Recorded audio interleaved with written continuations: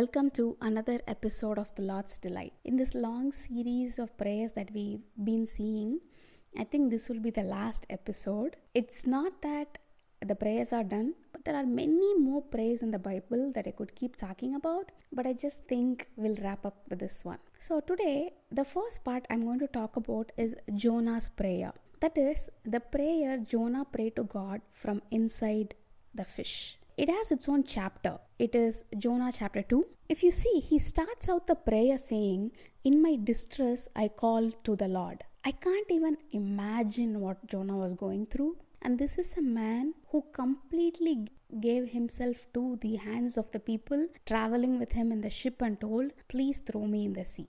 This is happening because I am running away from God." And he just completely radically turned around his position. And they did throw him into the sea, and drowning is not a pleasant sensation. He's actually then swallowed by the fish. I would be terrified. And he still has the faculty to pray. He says, "In my distress, I called to the Lord."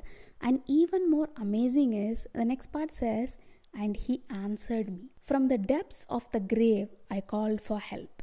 Literally, you can call where he was the depths of the grave because he was in the belly of a fish. And he also says, "You listened to my cry to God." And that just makes me wonder, because a lot of times I pray, then I get doubts regarding, did God really hear me?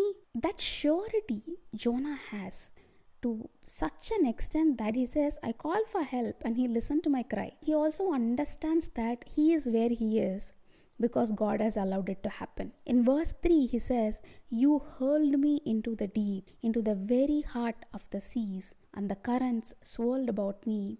All your waves and breakers swept over me." He clearly understands that wherever he is, in the depth of the ocean or in the belly of the fish, because God has allowed it to happen. And he's talking about his experience going through the drowning. In verse 5, he says, "The waters threatened me, deep surrounded me, and the seaweed was wrapped around my head." He has sunk to the depth, to the seabed, and he says, "The earth beneath barred me in forever." The turnaround is, he also acknowledges God's hand. "But you brought my life up from the pit, O Lord my God." He was almost dying, and even in that second, he's praying to God because he says, "When my life was ebbing away, I remembered you, Lord, and my prayer rose to you, to your holy temple." Those who cling to worthless idols forfeit the grace that could be theirs.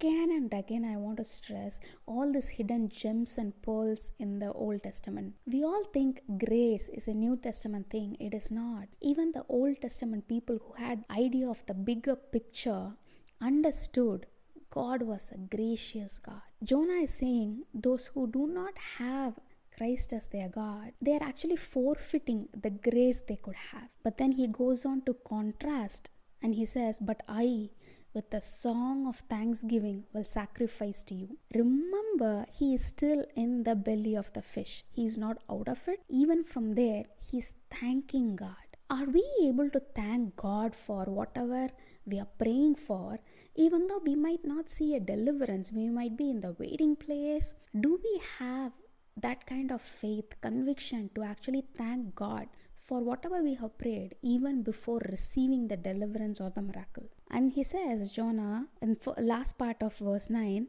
"What I have vowed, I will make good. Salvation comes from the Lord." So I believe he might have made some vow. "If you save me, Lord, I will go back to Nineveh." But he's actually telling to God, "What I have vowed, I'll make good. Salvation comes from the Lord." And he was very clear.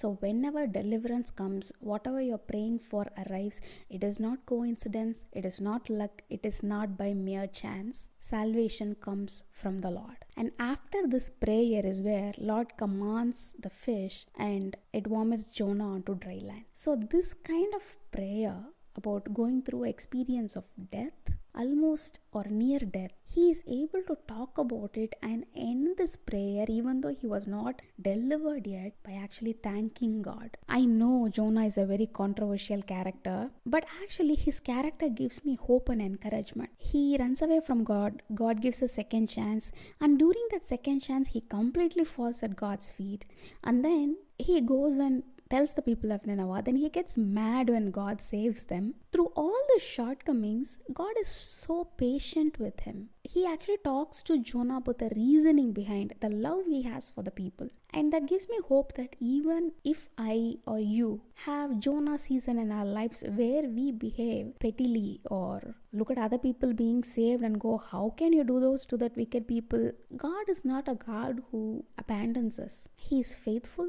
He perseveres, he is steadfast in his love, and that is such an encouragement to me. The second part of this, I want to talk to you guys about a few of the psalms that can be used as prayers. The first psalm that I want to talk to you about is Psalm 91. It is generally called a psalm of protection. I personally, when I have felt anxious during travel, especially when it is a longer travel like 8-10 hours, my go-to prayer is Psalm 91, and that calms my anxieties, my fears. I have felt peace of protection after doing the prayer of Psalm 91. The psalm that I want to talk to you next about is Psalm 55. It is for when you feel really overwhelmed.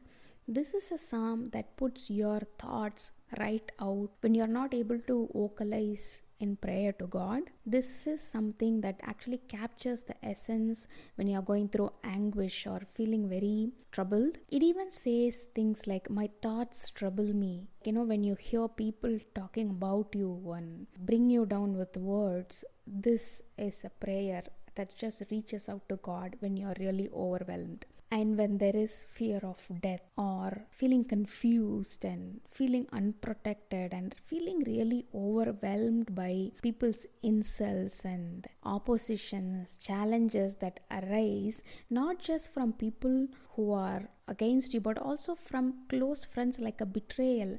When you see verse 13 and 14, it talks about somebody whom this person was enjoying a sweet fellowship with, who's a believer, but then betrayed. This Psalm 55 is perfect for you when you are going through low and feel overwhelmed by everything that is you're experiencing. Next comes Psalm 13. This is a psalm when I feel, or even you might feel sometimes, unseen by God, too insignificant, and you feel not heard. This is something, just cries out for attention to God and seek him and say, hey, look at me, don't hide your face from me, where are you? The one good thing about praying these psalms is, at the end, it always brings you to a place of thanksgiving and changes it into a feeling of praise and overwhelming awe for God. The next psalm is Psalm 139, which is, I would say,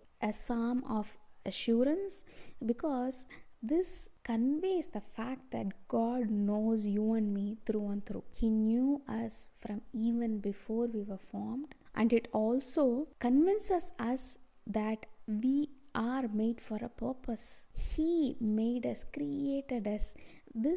Yes, he is God of the big picture who created the world, but he's also the God of the small details who created you and me, knitting together our DNA. He understands us. This psalm is such a psalm of reassurance that wherever we turn, wherever we go, he is always there for us.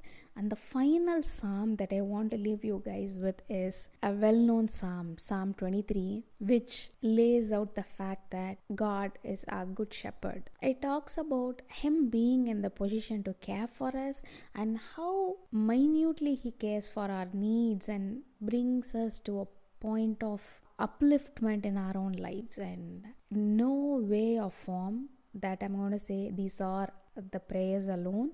There is so many different kinds of prayers in the Bible, especially concentrated all around Psalms. So go read it, pray, use it in your prayer life, and you'll see For every single emotions you go through, there is a prayer in the Bible. That is what I want to end this series with. And from next week onwards, we'll meet up over a different topic. Bye, guys.